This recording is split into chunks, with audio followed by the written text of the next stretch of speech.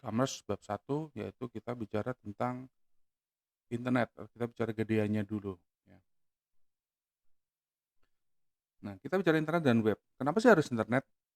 Mungkin kalau teman-teman sudah ikut digital marketing udah dapat data sebelumnya, tapi ini data terbaru 2020 di bulan Januari dirilisnya dan data ini adalah capture dari 2019 ya. Di Indonesia ada 272 juta jiwa di mana pengguna internet saat ini sudah di 2019 itu sudah 175 juta. Ya, artinya 64% orang Indonesia itu menggunakan internet. Jadi itulah sangat-sangat wajar kenapa e-commerce atau e-business itu semua orang lari ke sini, semua orang jump to e-commerce, jump to digital, jump to e-business ya. Nah, ini screenshot kecil tentang e-commerce activities-nya. Bahwa 93% orang itu mencari sesuatu, mencari barang atau pelayanan di internet. Oke. Dengan yang beli itu 88%, artinya hanya 5% yang cuma main-main di internet tapi belinya offline. Ya. Dan kalau teman-teman lihat kondisi pandemi hari ini, kondisi COVID-19 di mana kita dipaksa semua ke digital. Ya, artinya e-business yang dulunya mungkin tidak dilirik banyak orang atau mungkin hanya orang-orang tertentu yang terjun di dunia digital, yang dunia e-business sekarang mau nggak mau semua akan terjun ke sini. Bahkan pendidikan aja seperti kita sudah jump to digital ya. Teman-teman kuliah secara daring itu sebenarnya kita bicara adalah e-business ya. Kita bicara adalah digital. Nah, kita dipaksa untuk familiar dengan ini ya kan. Learn-nya, pelajarannya adalah ketika semester kemarin kita tergagap-gagap, sekarang sudah mulai familiar ya, sudah mulai terbiasa, sudah bisa ngikutin kondisinya. Nah, ini data adalah capture 2019 di mana kondisi masih normal, masih belum ada COVID-19, ya masih as usual lah, bisnis as usual berjalan.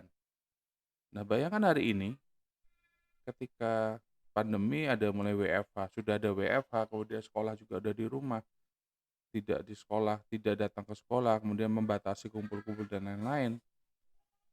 Tapi permasalahannya kan bisnis harus jalan terus, bisnis harus bergerak terus, harus move on kan. Nah, jadi hari-hari ini teman-teman belajar digital marketing, belajar e-commerce itu momen yang pas untuk diterapkan. Nah, ini lihat growth-nya luar biasa. Di bidang fashion kenaikan 50% dari 2018. Elektronik naik, semua naik, ya kan. Yang naikkan sedikit hanya digital music dan video games. Karena memang kalau di Indonesia market digital musik berbayar, ya kita masih cukup kecil lah. Artinya belum banyak orang yang care akan copyright, jujur aja. Kalian masih suka download secara gratis kan, daripada berlangganan Spotify atau berlangganan Joox yang berbayar misalnya. Teman-teman masih suka download-download secara gratis dan ilegal. Nah, itu kenapa nggak tapi kalau lihat fashion, elektronik, food and care 60%, furniture, appliances 57%, toys, apa, hobbies itu naik segitu, ya. Traveling naik, oke. Kalau lihat sekarang yang rame apa? Yang rame fashion pasti, orang masih butuh baju dan lain-lain kondisi pandemi. Elektronik, gadget, semua orang sekarang butuh laptop, butuh webcam, butuh speaker, butuh mic, ya kan? Pasti akan naik lagi. Food and care, personal food, food dan personal care, iya. WFH, stay at home, bikin orang bosan. Ada yang mau nggak mau kan dia nggak bisa ke mall, nggak bisa beli makan. Ada bisnis food secara digital luar biasa. Dengan menggunakan delivery online, itu masih berkembang cukup bagus. Furniture orang banyak di rumah sekarang. Bengong di rumah yang punya duit, ya udahlah saya beli-beli deh, saya beli rak, saya beli macam-macam, beli lemari, beli rak sepatu, beli hiasan dinding dan lain itu mendekor rumahnya. Toys, do it yourself, dan hobbies. Ya. Ini kerajinan-kerajinan orang lagi bosan di rumah nih, ya. Kalian di rumah ngapain ya? Sudah saya beli Gundam misalnya. Merakitlah Gundam, merakitlah misalnya Lego, merakitlah apa. Atau kita hobi, kalian mancing misalnya, ya kan? Mancing kan nggak harus sebelahan, masih bisa social distance. Atau bersepeda, orang rame beli sepeda online sekarang. Itu saya yakin kalau data ini dirilis, datanya akan lebih gede lagi, peluangnya akan lebih besar lagi. Nah ini duit yang dikeluarkan, kita ngomongnya adalah miliar dolar, ya, ini billion, 4 miliar dolar US, kalikan aja 15.000 lah gambarannya. Teman-teman bisa ngitung berapa perputaran uang ada di sini. Nggak usah jauh-jauh, teman-teman kalau ada counter kurir kayak misalnya JNE, JNT, let's say misalnya apalagi si cepat, you name it lah. Lihat betapa mereka sibuk melakukan pengiriman, minggu jalan semua jalan. Kenapa? Karena rame, ya pengirimannya rame. Jadi ada multiplier effect atau domino effect ke yang lain ketika ini bisnisnya melejit, yang lain juga ikut, kurir ikut. Apalagi pengiriman oke, kemudian packaging, ya orang sekarang malah jual kotak-kotak, jual bubble wrap segala macam, itu juga akan terangkat. Jual plastik terangkat, ya kan. Jual apa, ball itu cup-cup itu orang terangkat. Nah, perputaran ini yang luar biasa yang teman-teman bisa optimalkan. Nah, kita sekarang ngobrol tentang sejarah internet. Jadi teman-teman coba tahu cikal bakal internet itu tahun berapa? Di Amerika 69 sebenarnya. Itu proyek militer kalau boleh dibilang, ya. Awalnya dari proyek militer, kemudian dipecah menjadi dua antara militer dan umum. Umum itu bisa dari universitas yang membuat itu. Ya, jadi ada dua, ada militer, ada umum. Nah, WWW World Wide Web yang teman-teman gunakan hari ini itu baru ditemukan tahun 90. Saya ngalami ketika internet itu belum ada World Wide Web, artinya internet itu masih bentuknya teks. Ya. Jadi nggak ada cerita kita buka Google kemudian ada gambar, ada nggak ada. Misalnya gambar, kita mencari bola dunia atau globe, ya kita cari filenya adalah file globe.png atau JPG. Kita nggak tahu itu bola dunianya kayak apa, bentuknya kartun atau real itu kita nggak tahu. Ya. Setelah kita download, baru akan muncul. Kita baru tahu gambarnya seperti apa. Ya. Kalau kalian biasa nonton drakor dengan katakanlah file paling kecil 200-300 MB, kalian bisa download dengan mudah sekarang. Awal-awal internet ketika kita download lagu yang 3 MB aja bisa 6 jam.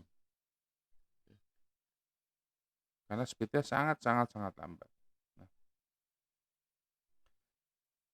Nah, bisnis itu dimulai oleh Amazon sama eBay di tahun 85 di Amerika.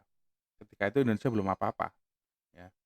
Tahun 85 itu baru kita pakai komputer XT, kecepatannya cuma 8 MHz, ya. Layarnya masih layarnya hijau, nggak ada warna. Di Amerika sudah ada e-business. Nah, 98 Google berdiri sebagai search engine yang akhirnya sekarang jadi terbesar. Sebelumnya ada Yahoo, ada banyak, ada Bing, ada dan lain-lain. Tapi 98 kenapa saya tulis? Karena sampai hari ini Google masih yang terbesar. Nah, ini rentetan sejarah berdirinya internet. Ya.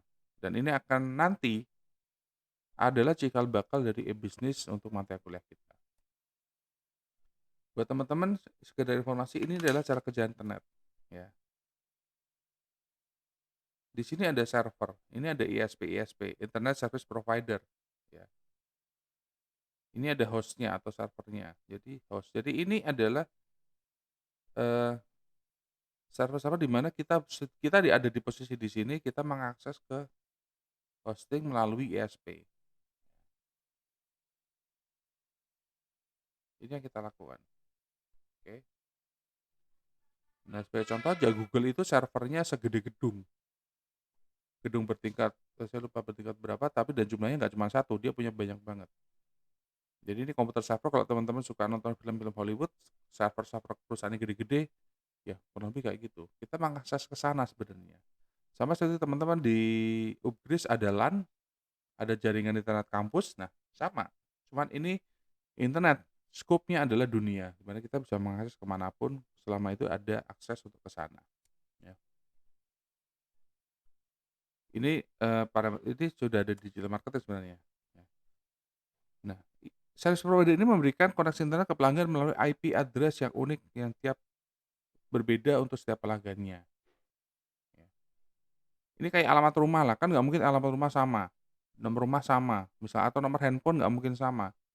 Kalau nomor handphone sama pasti akan crash, ya kan. Nah, sebenarnya yang dibaca internet adalah IP address, ya. IP itu Internet Protocol Address. Jadi by angka mereka 74 sekian sekian sekian sekian misalnya untuk google.com. Nah, domain itu apa? Domain itu hanya alamat untuk membantu, ya. Nih, kan kita susah mengingat-ingat, "Oh, alamat IP-mu berapa?" 74.125.68.105.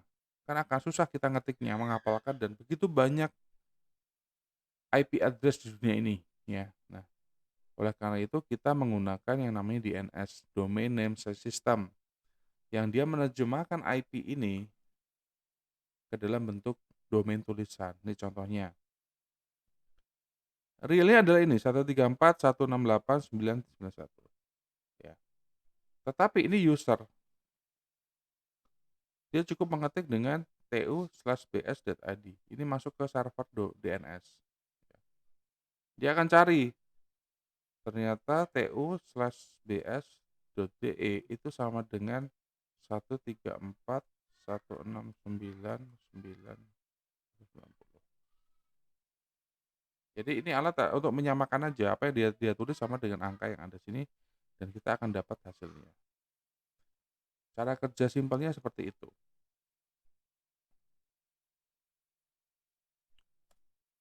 Nah, ini sedikit refresh digital marketing. Prinsip kerja search engine itu adalah kita crawling, kita menelusuri halaman-halaman yang ada di web. Jadi kalau misalnya kita di LAN kampus nih, ya, ini misalnya Ubris. Ubris punya server, ya kan? Ini server Ubris. Nah, ini adalah misalnya kalian ada di lab komputer. Ya, ini lab komputer 1, 2, 3. Nah, crawling ini dia berjalan-jalan di sini. Dia jalan-jalan di sini. Di server Ubris itu ada apa aja sih? Kemudian kan ini bisa diakses nih, komputer C bisa akses komputer A misalnya. Ya ini akan jalan, oh A itu isinya apa aja, komputer B isinya apa aja, komputer C isinya apa aja. Ini dijalankan oleh namanya bot. Ya. Ini contoh kecil aja. Nah kalau di Google itu adalah kita bicara seluruh dunia linknya. Ya. Dia menjelajahi, datang satu-satu, dicatatin. Ini ada apa, ada apa, ada apa, ini ada apa, semua dicatat. Nah, yang dilakukan kedua adalah dia mengindeks, setelah mencatat di web A, B, C, D, E, F, G itu ada apa-apa, isinya apa aja, nah dia diindeksin, dikelompok-kelompokin nih, ya. Dibikin folder kasarnya gitu. Jadi ada folder baju misalnya, atau folder news. Nah, ini dikumpulin, di sini baju misalnya apa, Zara, Zoya, itu kumpulin. Di sini ada misalnya Suara Merdeka, ada Kompas, ada Detik dan lain-lain. Jadi kumpul-kumpulin yang sejenis, yang sama. Dikumpulin semua. Dan ini jumlahnya triliunan di kelompok-kelompokinya. Yang terakhir dia lakukan adalah meranking. Meranking itu memberi nilai tiap data ini. Jadi data yang ada di ranking, kira-kira yang paling cocok mana ya? Diuruti nomor 1 siapa, nomor 2 siapa, nomor 3 siapa, nomor 4 siapa, dan lain-lain. Inilah yang muncul di halaman Google. Halaman 1, Google, dan seterusnya. Jadi ranking ini ketika kita masuk di halaman 1 otomatis akan jadi. Ini adalah gambaran dari kerja internet dan search engine. Nah, sekarang kita masuk ke bisnis. Bisnis itu apa sih sebenarnya? Ya. Kenapa kita nggak bilang tentang e-commerce dulu? Kita kenapa bilangnya adalah e-bisnis? E-bisnis adalah kegiatan bisnis yang dilakukan secara otomatis dan semi otomatis dan menggunakan sistem informasi komputer. Electronic business, ya, e-bisnis itu. Semua huruf E yang di depan ada elektronik. E-bisnis memungkinkan suatu perusahaan untuk berhubungan dengan sistem pengurusan data internal dan eksternal mereka secara lebih efisien dan fleksibel.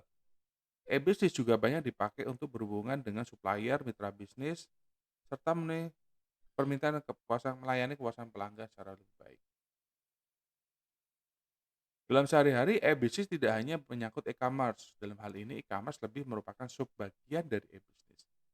Sementara, e-bisnis meliputi segala macam fungsi dan kegiatan bisnis menggunakan data elektronik, termasuk pemasaran internet atau e-marketing. Sebagai bagian dari e-bisnis, e-commerce lebih berfokus pada kegiatan transaksi bisnis melalui internet. Nah, dengan menggunakan sistem manajemen pengetahuan, e-commerce mempunyai goals untuk menambah revenue perusahaan. Jadi, kalau saya jujur lebih lebih cenderung kita akan belajar e-bisnis. Kuliah kita akan lebih banyak di sini. Kita akan mempelajari macam-macam e-bisnis. Nah, e-commerce adalah salah satu tools. E-commerce ini ibaratnya adalah di sini transaksinya. Tapi di sini sendiri itu itemnya masih banyak banget. Ya. Mulai dari customer services, ya kan, bisa dari purchasing, kontrol, ya kan, sampai produksi. Itu ada semua di sini. Ya. Nah, kita akan pelajari detail satu-satu selama 1 semester. Ini definisi yang lain ya, definisi yang lain adalah suatu kegiatan transaksi jual beli bisnis yang dilakukan melalui perangkat elektronik atau dengan internet, sehingga perusahaan dapat langsung berinteraksi dengan consumer, supplier, maupun rekan bisnis. Dengan internet kita memotong jalur distribusi, kita memotong waktu, kita memotong proses, sehingga apa yang kita lakukan bisa lebih cepat, lebih efisien, dan lebih efektif. Ya. Arti singkatnya lagi, e-bisnis adalah penggunaan teknologi informasi dan komunikasi untuk menjalankan sekaligus mengelola bisnisnya sehingga memperoleh keuntungan. Ya tentunya kalau kita bicara bisnis adalah kita bicara profit. Teknologi informasi dan komunikasi pada e-bisnis digunakan untuk meningkatkan bisnis perusahaan yang mencakup semua aspek yang berorientasi pada profit dan non-profit. Ada beberapa hal strategi e-bisnis perusahaan. Yang pertama ERP, Enterprise Resource Planning. Merupakan strategi bisnis dari sistem informasi perusahaan yang dapat digunakan untuk berkoordinasi mengenai sumber daya dan informasi yang digunakan dalam proses berbisnis. ERP ini kalau saya bilang adalah core of the core-nya, induknya dari sistem. Ya, karena kita bicara enterprise resource planning, sumber dayanya perusahaan ada di sini semua. Dan kita bicara adalah gedean prosesnya. Ya, jadi kalau berat di sini ERP di atas misalnya. Ada lagi enterprise application programs, itu antar perusahaan. Ada customer relationship management, ada supply chain management. Ya, kalau CRM itu untuk pelayanan konsumen, kan. Kalau supply chain management adalah rantai value chain, rantai supply yang secara otomatis dan terkomputerisasi dari hulu sampai ke hilir. Itu namanya supply chain management. ERP ini di sini ada CRM, ya kan? Di sini ada supply chain management, di sini mungkin ada HRD, ada IT dan lain-lainnya. Ini adalah subbagian dari ERP, ya. Di mana itu lebih detail satu demi satu. Jadi kalau misalnya kalau CRM itu nanti akan dibahas oleh tim, misalnya divisinya adalah divisi human resources misalnya, atau divisi services pelayanan. Di ini yang di HR. Supply chain siapa yang ngurusi supply chain? Produksi misalnya. Procurement atau purchasing atau misalnya general affair. Nah, ini akan masing satu bagian sehingga di manajemen top manajemen kita hanya melihat di sini. Ya, dia terbagi-bagi menjadi banyak hal.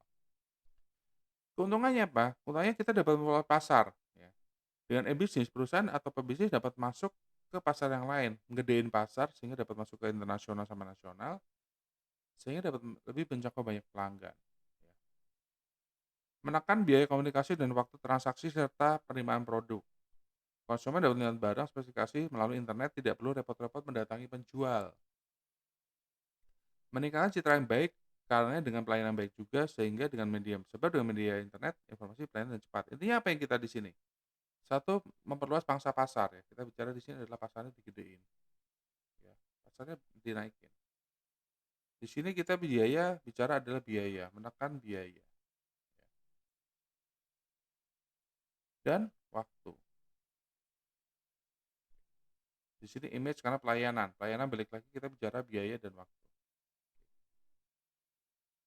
Analoginya gini, kalau teman-teman jualan secara konvensional atau perusahaan teman-teman adalah konvensional, bayangin aja kalian punya satu kantor pusat dan 3 kantor cabang. Ya kita bicara bisnis secara perusahaan ya, internal, kita nggak bicara jualan dulu, kita bicara operasional di di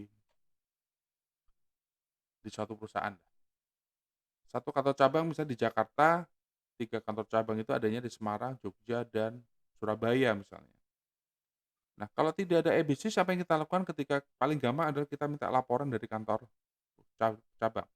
Saya di pusat, ya. Kalian ada di kantor pusat, kalian butuh laporan dari kantor cabang. Kalau dengan tidak menggunakan elektronik, caranya gimana? Nelpon, atau kalian mengundang orang-orang cabang, kepala cabangnya untuk datang ke pusat untuk menjelaskan segala sesuatunya, oke. Itu biayanya tinggi nggak? Biaya tinggi. Lama nggak? Lama. Biaya perjalanan dari dari Semarang ke Jakarta, secepat-cepatnya naik pesawat, butuh waktu kurang lebih 4 jam. Ya kan dari rumah ke Ahmad Yani dulu, check-in 1 jam sebelumnya sudah, ya kan. Kan sudah datang 1 jam sebelumnya nih di bandara. Oke, 1 jam sudah kita buang. 1,5 jam termasuk perjalanan dari rumah misalnya. Penerbangan ke Jakarta itu 50 menit, anggapnya 1 jam, 2 jam sudah hilang. 2,5 jam nih plus perjalanan dari rumah ke Ahmad Yani Airport. Mendaratlah kita ke Cengkareng, ke Soekarno-Hatta. Teman-teman tahu kan Soekarno-Hatta ke Jakarta dengan kondisi jalan weekdays normal, itu butuh waktu sekitar 1 sampai 2 jam. Anggap aja paling cepat 1 jam deh, oke. Berarti paling tidak 3,5 jam kita waktu terbuang, untuk menunggu laporan datang ke meja kita. Itu paling cepat. Belum kalau dikirim pakai JNE, kita mau pakai apa? One day service, nggak mungkin. Paling nggak besok sampai, ya kan. Besok sampai berarti kan besok kita udah reporting. Sementara kebutuhan bisnis itu butuhnya cepat. Nah, dengan elektronik, ketika hadirnya saya butuh data cabang, saya tinggal email. Itu paling gampang adalah email. Tolong kirim laporan sekarang. Dan dalam 5 menit laporan terkirim. Atau kalau kalau misalnya sudah menggunakan ERP, sudah terintegrasi, sudah terkoneksi nih, misalnya ini ada cabang, ini ada head office, di sini ada 3 cabang tadi, cabang A, B, C, 1, 2, 3. Ketika saya butuh reporting dari cabang satu, karena sudah terintegrasi datanya, saya cukup buka komputer di sini dan saya dapat data cabang satu. Saya butuh data cabang 2, saya tinggal buka data, saya bisa buka data cabang 2 dan seterusnya. Bayangin waktu saya pernah kerja di Mandiri dan di Astra Internasional yang cabangnya se-Indonesia Raya. Kalau kita nggak punya waktu zaman saya masih ngalami ketika kita belum terkomputerisasi, ya, laporan masih manual, ya. Kita harus meeting ke Jakarta untuk memberikan laporan. Sekarang ketika tiba-tiba ada perubahan tentang e-bisnis, ya laporan langsung cepat ketahuan, performance cabang langsung ketahuan saat itu juga. Itu akan meningkatkan pelayanan. Ketika kita cepat nih, misalnya kayak saya di bagian kredit dulu, pembiayaan. Nah, pembiayaan kalau kita tidak menggunakan e-bisnis, misalnya kita kirim dengan fax atau kirim dengan apa, prosesnya akan lama, butuh 3-4 hari untuk approval, persetujuan. Nah, dengan e-bisnis, begitu saya mengajukan di cabang, saya pernah cabang Denpasar misalnya, saya klik dari Denpasar, mohon approval direksi, ceklik, 5 menit. Saat itu juga direksi di Jakarta langsung dapat notif, ada approval dari cabang Denpasar. Itu mempermudah. Nah, ketika approval itu cepat, yang happy siapa? Yang happy adalah konsumen, ya kan. Ini happy happy konsumen, meningkatkan citra baik dan pelayanan lebih baik. Itulah keuntungan dari e-bisnis. Ini yang tadi adalah deskripsi mudah dari apa, ini detailnya nih, akses yang mudah, ya. Lebih tepat sasaran, menghemat waktu, dan tidak membutuhkan modal besar. Ini terus terang tidak membutuhkan modal terlalu besar, ini juga debatable, sangat bisa didebat. Oh kan nyiapin komputer, nyiapin jaringan dan lain-lain, yes betul. Fixed asset kita atau capital expenditure kita di awal memang gede, menyiapkan laptop misalnya, menyiapkan jaringan dan lain-lain dan lain-lain dan lain-lain. Tapi ingat, kuncinya adalah tidak harus beli. Ya, ini saya contohin, tidak harus beli. Saya waktu di ACC dan di Mandiri misalnya, pemenuhan komputer laptop untuk kepala cabang, itu kita kalau cabangnya ada waktu itu masih 40-an. Berapa banyak yang harus kita keluarkan kalau kita beli laptop 40 langsung bareng? Itu baru untuk kepala cabang, belum dengan supervisornya, belum dengan staff-staffnya, admin yang harus membutuhkan komputer dan lain-lain. Caranya gimana? Kita outsourcing di sini. Outsourcing-nya gimana? Banyak jasa sewa dengan sistem kontrak. Jadi kita kontrak 3 tahun. Karena ingat, di perusahaan itu juga ada masa berlakunya barang, ya. Apa ya istilahnya, nilai buku barang. Depresiasi itu pasti ada. Semua barang pasti akan satu titik di tahun tertentu dia akan nol nilainya. Artinya apa? Harus ada pergantian barang. Dia harus beli lagi dan beli lagi. Nah, dengan kita sewa atau kontrak ini membuat kita tidak perlu melakukan investasi pembelian. Kita cukup sewa katakanlah satu komputer 100.000. 100.000 per bulan misalnya. Ketemu selama 3 tahun adalah 3.600.000, ya kan. Sama nggak? Sama dengan kalau biaya kita beli komputer. Tetapi biaya kita keluarkan tidak 3.600.000 di depan kan. Yang kita keluarkan cukup tiap bulan hanya 100.000. Terus di akhir dan secara aset kita dianggap nol. Kita nggak punya aset. Ini tidak membebani keuangan kita karena asetnya nol di sini. Ini kita ngomong infrastruktur mengenai komputer. Belum misalnya kita jaringan gimana? Oke, jaringan. Sudah banyak penyedia jaringan di Indonesia dengan harga yang murah dan itu sewanya bulanan, ya kan? Bahkan kayak saya di Suara Merdeka, karena kita media, karena Suara Merdeka adalah media, kita modelnya barter aja. Barternya gimana? Misalnya kita kerjasama pemasangan internet di kantor. Kita barter dengan iklan. Ya udah, kamu masang ke internet di saya selama 3 tahun dengan kondisi speed segini segini segini, speknya kita sepakati, kamu bisa iklan di tempat saya gratis sebanyak sekian kali, sehingga kalau ketemu totalnya kan sama dengan nih, biaya kita sewa jalur sama dengan biaya iklan. Ini sama asetnya nol. Kita nggak keluar duit sama sekali, kita hanya menyediakan misalnya space atau menyediakan slot iklan buat mereka. Toh juga Suara Merdeka koran yang sudah pasti akan terisi iklan kan. Nah, di sini cara bukan mengakali ya, tapi mensiasati bagaimana kita dapat menggunakan elektronik, gadget, electronic tools, electronic infrastructure tanpa mengeluarkan biaya besar di awal sebagai investasinya.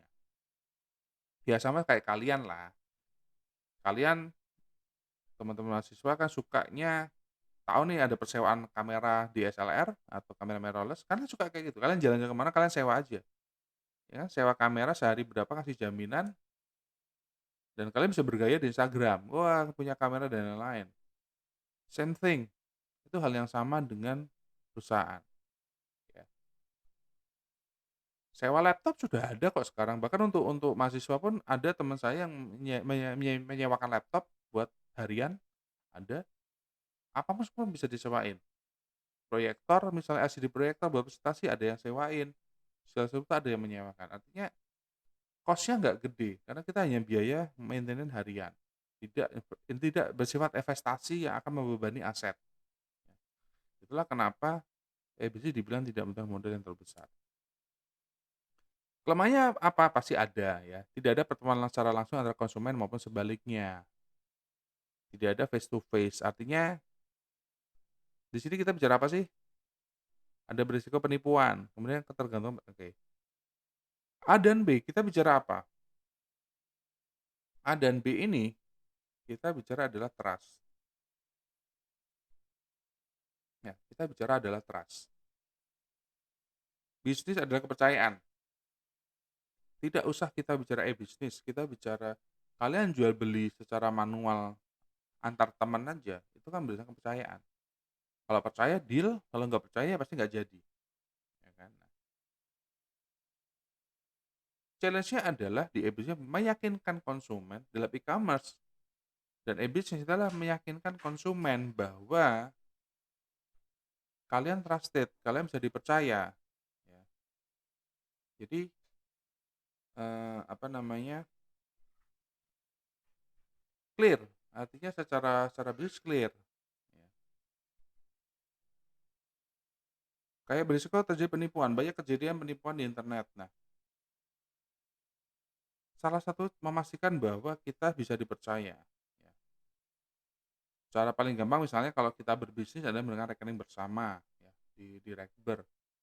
Atau misalnya kita masuk ke marketplace kalau untuk yang teman-teman retail. Nah, tapi kalau perusahaan gimana? Nah, kalau untuk perusahaan, pada prinsipnya, kalau walaupun kita adalah e-bisnis, pastikan memang secara fisik kita ada kantornya, itu ditunjukin. Nah, yang paling berat adalah di poin 3 ketergantungan pada listrik dan teknologi, ya. Penggunaan alat-alat berteknologi yang banyak bersandar pada listrikan dan jaringan internet, itu kita rentan terhadap gangguan yang sifatnya operasional dan itu di luar kemampuan kita. Misalnya nggak usah jauh-jauh, PLN, listrik lah. Ya kita tahu, listrik di Indonesia itu ya sudah jauh lebih baik dibanding dulu. Tapi kondisi shutdown, mati, atau gangguan kayak pernah kejadian waktu di Gunung Pati, sutetnya nyenggol pohon, mati separuh Jawa, itu masih kita nggak bisa ngapa-ngapain. Ya, kita ada genset di situ. Nomor 2 adalah internet, ya. Teman-teman coba cek HP-nya lah. Katakanlah HP-nya ngomongnya 4G. Tetapi lihat, kadang-kadang kita nonton YouTube aja masih buffering, ya kan? Tidak stabil. Saya pernah pakai WiFi dengan kecepatan 50 Mbps. Toh itu juga ngedrop. Saya pakai 15 Mbps juga ngedrop. Artinya kestabilitannya masih belum bisa dihandalkan lah, ya. Walaupun jauh lebih baik dibanding dulu. Artinya apa? Ini bisa kita siasati nggak? Bisa. Ya, kalau kita bicara listrik, kita pasti semua kantor pasti punya genset buat supporting. Kalau ngomong jaringan gimana? Kita punya backup jaringan, entah itu bentuknya WiFi lain atau tethering dan lain-lain. Kita harus punya backupnya. Server perusahaan itu juga harus ada backup, ya. Jadi, ribet nih. Ini contoh paling gampang ada namanya DRC. Perusahaan-perusahaan besar di Indonesia itu punya DRC, Disaster Recovery Center, ya. Kalau suatu saat misalnya server kita di Jakarta, misalnya Jakarta gempa nih, nauzubillah min dzalik ya. Ini contoh aja, misalnya ada gempa atau banjir kayak kemarin. Jakarta banjir gede yang kita nggak bisa ngakses server. Nah, Jakarta itu punya DRC rata-rata mereka taruh di Serpong. Karena di sini ada satu kompleks yang memang didesain sebagai DRC-nya nasional, ya. Bangunannya tahan gempa, bebas banjir dan lain-lain itu ada namanya DRC. Ini sewa. Kita harus punya backup di sini. Atau dimanapun lah. Tidak akan pernah ada satu perusahaan mengandalkan pada satu server, ya. Itu bunuh diri namanya. Google itu servernya di mana-mana. Sehingga ketika ada satu server ini, misalnya ada banyak server nih. Ini ada server ada 5. Ketika satu ini down, masih ada 4 yang berjalan, ya. 2 down, masih ada 2 dan itu seterusnya. Nah, ini disebar. Nggak akan mungkin dalam satu tempat yang sama. Itu adalah cara solusi untuk, mensiasati kelemahan-kelemahan dari e-bisnis. Nah, beberapa bentuk hubungan e-bisnis yang bisa kita pelajari selama seperti ini adalah selain tadi ERP, kita bicara tentang supply chain management, kita bicara value chain, supply chain, kemudian bicara tentang CRM, Nah, di sini ada beberapa hubungan yang ada bisnis to bisnis. Bisnis to bisnis adalah perusahaan gede dengan perusahaan, perusahaan dengan perusahaan. Ini bisnis to bisnis. Ada lagi B2C, business to consumer. Artinya perusahaan ke konsumen retail misalnya. Ada C2C, consumer to consumer, yang sekarang lagi in tuh di sini. Ini lagi in. Kenapa? Konsep UMKM itu di sini, ya sebenarnya. Terutama yang mikro, kan UMKM itu usaha mikro, kecil dan menengah, ya. Kalau yang kecil menengah mungkin sifatnya ini sudah perusahaan, biasanya mereka sudah punya, badan hukum perusahaan. Tapi kalau yang mikro itu masih perorangan, ya berarti kita anggap di sini konsumen to konsumen. Perputaran inilah yang cepat sekarang lagi berjalan. Kenapa?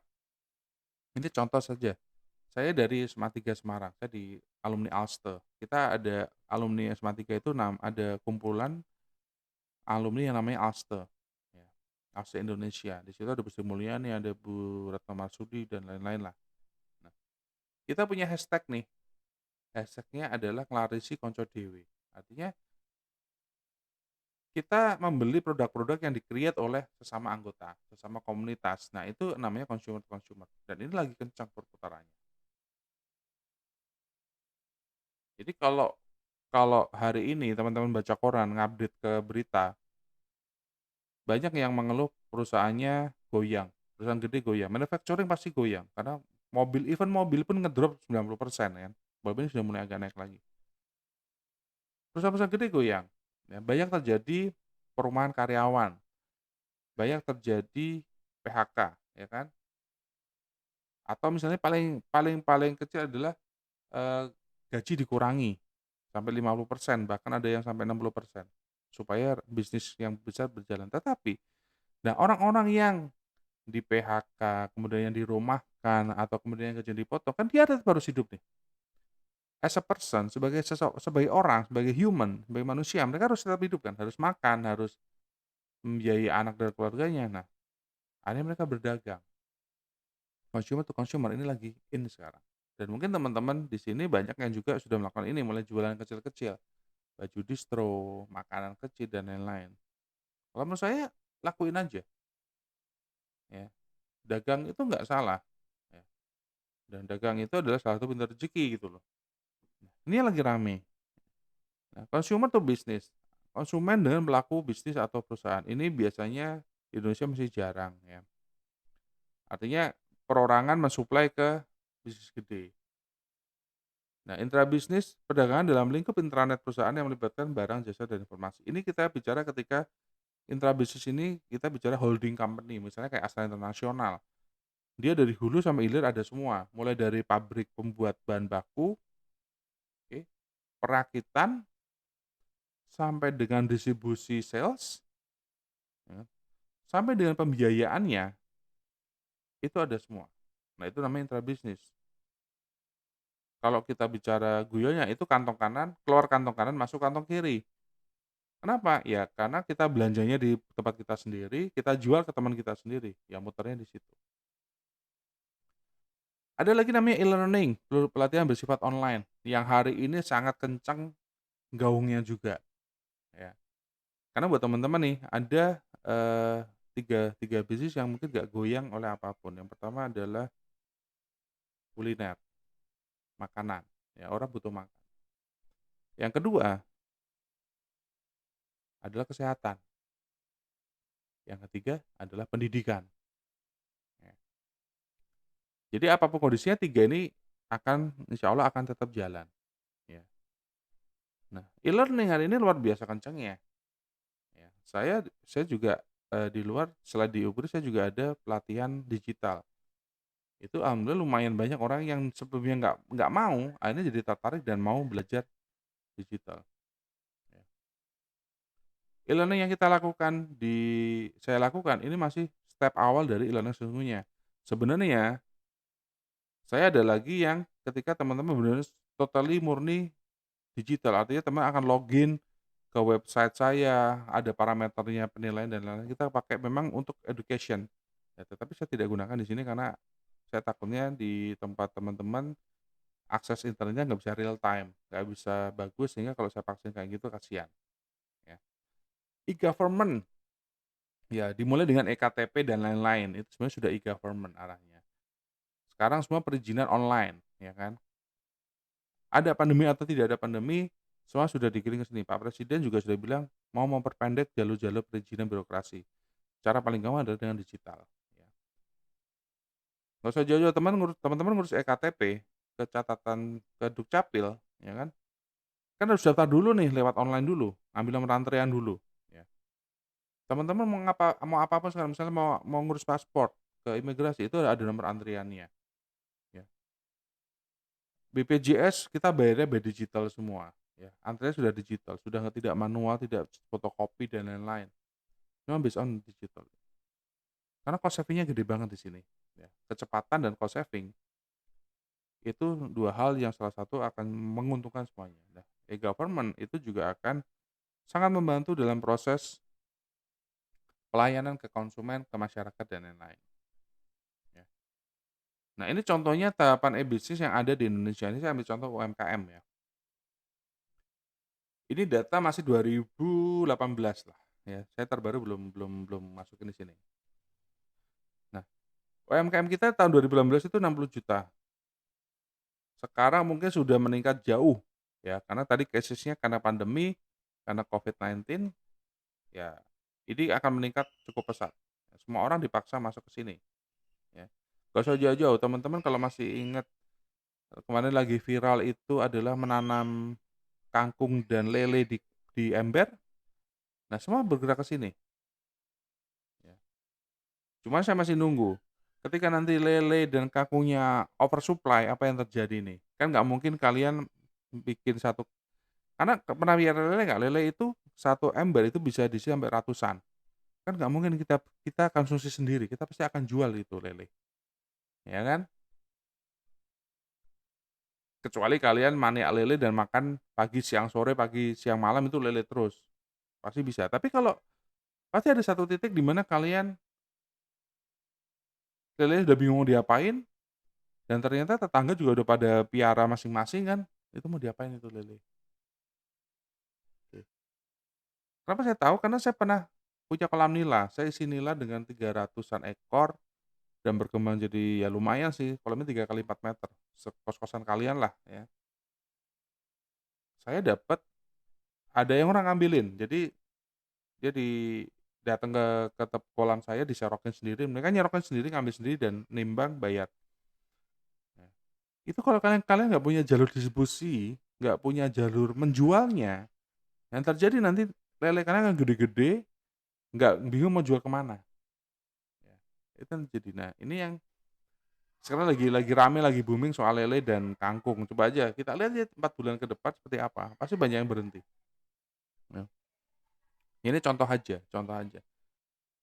Nah, sebenarnya dari 60 juta UMKM kita di 2018 itu 30% offline, artinya murni mengandalkan penjualan secara konvensional. 37%-nya basic, basic itu dia cuman mengandalkan email atau chat, media chatting kayak WhatsApp gitu kan, atau mungkin Instagram dan lain-lain, ya. Nah, intermediate ini dia sudah mulai menggunakan website sebagai toko. Oke, yang di sini sudah masuk ke e-commerce, artinya websitenya sudah benar-benar akan ada payment-nya, bisa check out barang, taruh keranjang, pokoknya persis marketplace lah. Itu baru 9% atau 3,7 juta. Ya ini angkanya sudah berubah memang, tapi ini momen buat teman-teman nih, ya, momen buat teman-teman yang belajar e-commerce, kalian belajar e-commerce secara benar, ya. Kemarin sudah, ini semester 7 ya, artinya di semester 5 kalian sudah belajar juga tentang digital marketing kan. Kombinasikan itu akan jadi power yang gede banget, ya. Karena masa depan kita itu ada di digital sebenarnya, bukan di yang lain-lain. Jadi kalau contohnya teman-teman berpikir, "Saya mau kerja di bank, mau jadi apa? Saya mau jadi customer service, mau jadi teller." Kalau saya bilang forget it lah, ya. Kalian sekolah tidak, kuliah tidak untuk menjadi admin dan lain-lain. Dan teller, kemudian ada CS, itu lama-lama akan tersisihkan oleh engine, oleh mesin. Lihat aja, kalian coba buka websitenya Bank Mandiri, ya. Customer service itu pelayanan untuk ke customer itu bisa di-handle oleh website-nya Bank Mandiri. Di situ informasinya tentang Bank Mandiri ada semua. Kalian nggak perlu ngantri ke counter untuk nanya tentang, "Mbak, saya mau buka tabungan caranya gimana?" You don't have to. Cukup kalian buka internetnya, download mobile banking-nya, kalian create apply untuk new rekening. Ada opsinya. Kalian nggak usah antri, kalian cukup di rumah. Kalau udah kayak gitu, orang udah mulai nggak kayak gitu, apa yang dilakuin? Ada nggak CS? CS jangan dicoret. Paling dari yang dulu 10 sisain tinggal 1 atau 2 yang untuk memang benar-benar urgent. Misalnya password ke-lock dan lain-lain. Yang nggak urgent tidak akan datang sana. Paling gampang adalah kasir, teller. Banyak teller bank itu udah outsourcing. Yang kedua, orang melakukan transfer di bank itu lebih susah dibandingkan kita transfer lewat mobile banking atau lewat ATM, ya nggak? Transfer di bank tuh harus pakai bawa bukunya, kemudian ada biaya yang lebih tinggi dibandingkan kalau kita transfer di bank, di ATM atau di mobile banking dengan nominal lebih kecil. Nah, nanti teller juga akan terbatas untuk orang-orang yang memang transaksinya besar-besar di atas jangkauan mobile banking yang biasa. Misalnya dia transfer miliaran, itu baru bisa menggunakan ini. Tapi mobile banking pun saya bisa transfer 100 juta, 100 juta dalam sekali klik. So, kenapa saya harus ke bank gitu kan? Nah, itu baru ngomong satu perbankan. Saya juga menggunakan misalnya BSM, Bank Syariah Mandiri. Sesama-sama mandiri nih, beda pelayanan. Fitur-fitur ada di mobile banking Bank Mandiri konvensional dengan Bank Mandiri Syariah itu bumi langit. Mulai dari plafon, di Syariah Mandiri saya hanya dikasih plafon 5 juta, pengajuan khusus 10 juta, oke. Di Mandiri konvensional saya bisa transfer sampai 50 juta, 100 juta. Lah kalau saya jadi kayak gitu kan mendingan saya milih bank yang pasti dengan fitur lebih lengkap kan daripada bank yang fiturnya ala kadarnya. Nah, e-commerce atau e-business itu harus di-develop seperti itu untuk memuaskan kebutuhan dari si customer, ya. Bank-bank, paling gampang bank, ya ini contohnya, bank yang tidak bisa memberikan pelayanan terbaik ke konsumennya dalam bidang digital itu akan lama-lama akan ditinggalin. Orang akan malas juga, ngapain ya saya ke oke lah, mungkin kalau kita bicara BSM, lawan Mandiri itu kita bicara adalah mungkin ada isu tentang syariahnya. Oh, saya ke BSM karena saya ngejar syariahnya, it's a different thing, itu hal yang berbeda. Tetapi kalau kita bicara pelayanan misalnya, oke contohnya apa ya, contohnya misalnya Mandiri sama bank bank mandiri sama misalnya bank kecil lah ya, misalnya bank apalah namanya, ya. Saya nggak berani nyebut nanti ya misalnya sama bank kecil, bank besar sama bank kecil ya, resource-nya beda pasti. Di sini di bank mandiri lebih lengkap kan dibanding dengan bank yang kecil. Tentunya banyak orang lari ke mandiri, karena kebutuhan saya disuplai oleh bank mandiri, ya dengan pricing lebih bagus misalnya atau dengan kalau bank mungkin pricing kurang lebih sama karena suku bunga diatur oleh SBI, ya suku bunga Bank Indonesia, diatur oleh Bank Indonesia. Tetapi untuk services, nah itu yang akan mereka bermain di services, di pelayanan. Dan dengan e-business, pelayanan itu bisa kita create semaksimal mungkin yang kita bisa untuk memenuhi kebutuhan konsumen. Bahkan bahkan ketika konsumen mungkin hari ini belum butuh, kita paksa untuk ke sana. Ya contohnya, dulu ketika saya masih menggunakan kartu kredit gitu ya, itu ketika saya membayar kartu kredit ke bank, misalnya gini, saya dulu punya kartu kredit yang dikeluarkan oleh Citibank misalnya. Saya mau bayar nih, bayar tagihan nih. Ketika saya datang ke tellernya Citibank di Pahlawan, di Semarang, saya kena cas 25.000 karena saya datang ke teller, Rp25.000 per pembayaran.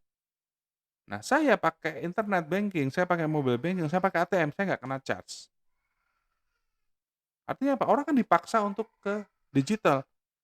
Ya boleh kamu ke sini, tapi kena 25.000 loh ya. Kalau kamu mau murah silakan datang ke ATM kami.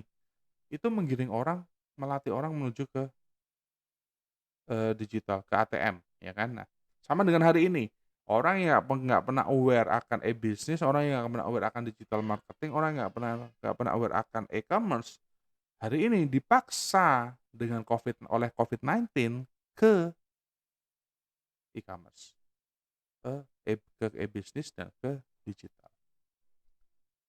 Nah, pilihannya ke teman-teman nih, teman-teman mau dipaksa ke sana atau mau belajar supaya menguasai hal yang dipaksa. Oke, jadi demikian untuk bab 1 mengenai e-commerce kita akhiri, kita akan ketemu lagi untuk pembahasan di bab 2.